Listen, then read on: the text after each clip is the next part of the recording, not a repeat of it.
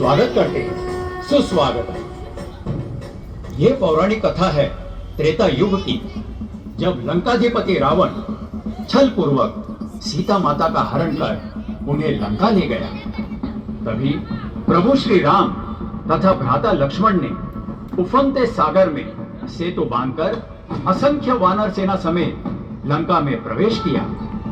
युद्ध में होने वाली विनाश लीला को रोकने के निमित्त प्रभु श्री राम ने पहले वीर हनुमान, तत्पश्चात बाली पुत्र अंगद द्वारा लंकाधिपति रावण को शांति प्रस्ताव भेजे, किंतु अपने अहंकार में चूर रावण ने उन प्रस्तावों को ठुकरा दिया और आरंभ हुआ महाभयंकर युद्ध।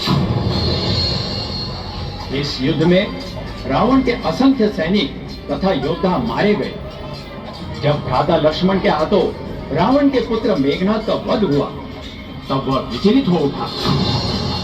उसने अपने विशालकाय देहधारी भ्राता कुंभकर्ण को आह्वान किया।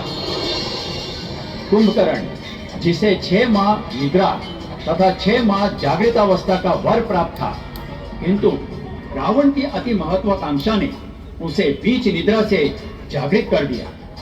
उन्हें हजारों भैंसे खिलाकर तथा अधिक मात्रा में मदिरा पान कराकर उन्मादी बना दिया गया। वो लंबे डग भरता हुआ युद्ध भूमि की ओर चल पड़ा। उसके पग धरते ही पृथ्वी कांप उठी।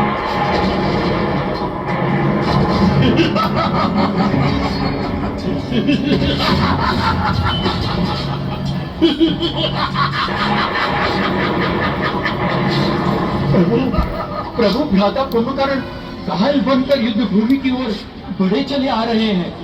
हमें शीघ्र ही कुछ करना होगा, अन्यथा ये अनर्थ कर डालेंगे। प्रभु, ये अनर्थ कर डालेंगे। हाँ प्रभु, भ्राता विभीषण सत्य कह रहे थे।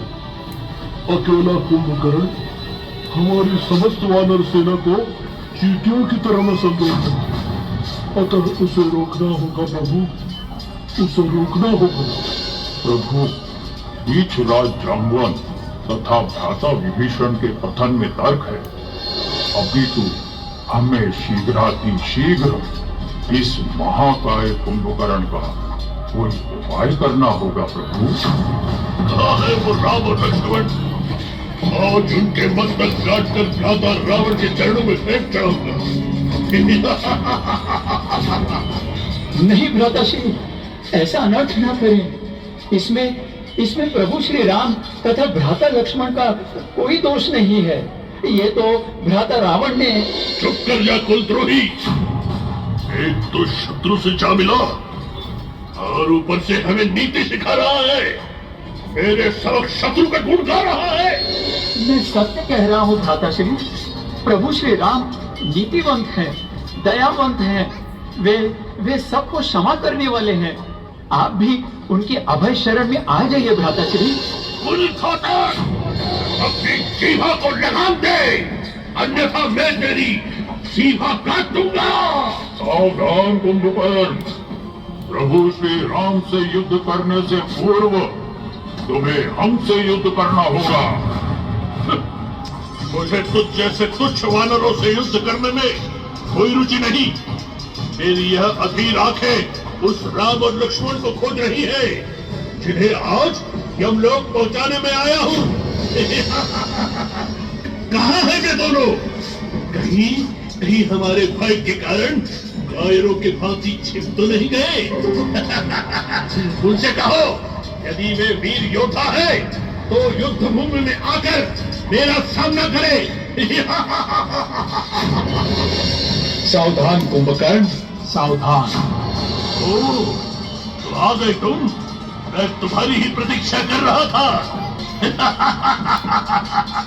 अब शीघ्र ही हम लोग की तैयारी कर लो।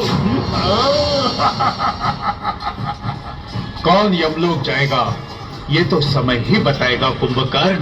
अब तक हम समझ रहे थे कि तुम नीति के पक्षधर हो, किंतु तुमने विभीषण का प्रस्ताव ठुकराकर तथा उसे कुलद्रोही संबोधित कर अपने यथार्थ का परिचय दे दिया। अतः युद्ध के लिए तैयार हो जाओ। सावधान। मुझे युद्ध का भय मत दिखाओ राम, अभी तुम स्वयं के प्राणों की चिंता करो। तभी प्रभु श्री राम तथा कुंभकर्ण के बीच घोर युद्ध आरंभ हो गया।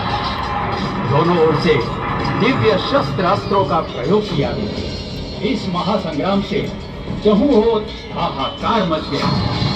कुंभकर्ण ने अपना सारा युद्ध कौशल, सारी शक्तियां इस युद्ध में झोंक दी, जिसे प्रभु श्री राम ने अपने अमोघ बाणों से निष्फल कर दिया। अब और विलंब न करते हुए प्रभु श्री राम ने अपने तरकस में से दिव्य इंद्रास्त्र निकालकर उसे धनुष्य पर चढ़ाया तथा मंत्रोच्चार के साथ उसे महाकाय कुंभकर्ण पर चढ़ा दिया।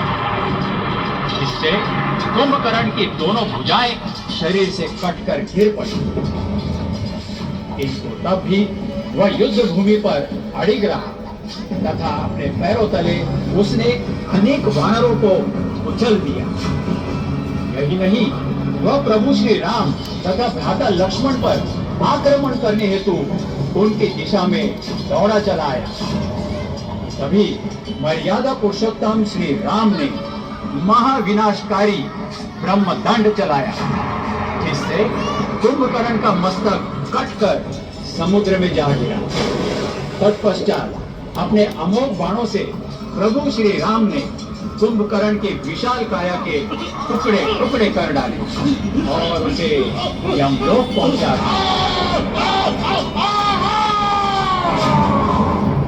आइए हम सब मिलकर विघ्न विनाशक श्री गणेश जी के पावन चरण कमलों में विनम्र प्रार्थना करें। हे दुख भंजन गौरी नंदन, सुन लो हे प्रभु अरज हमारी। हिंसा द्वेष के दानों से रक्षा करो हमारी भगवन, रक्षा करो।